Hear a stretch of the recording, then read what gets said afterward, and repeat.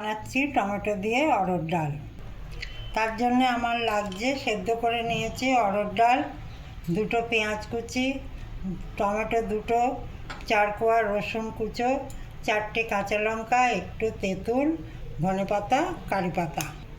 তেল গরম করে নিয়েছি, তাতে দিলাম 1 চামচে জিরে, একটু সর্ষে, 2টো শুকনো লঙ্কা আর হিং।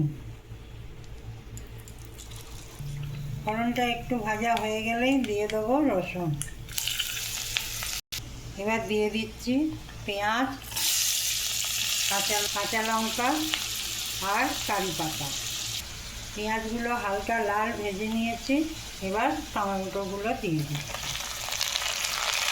এবার দিচ্ছি হলুদ, জিরে গুঁড়ো আর ধনে গুঁড়ো,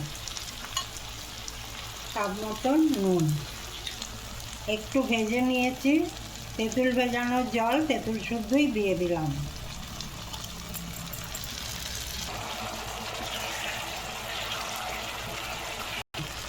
মশলার গন্ধ চলে গেছে, কষিয়ে নিয়েছি, এবার সেদ্ধ ডালটাকে দিয়ে দিচ্ছি।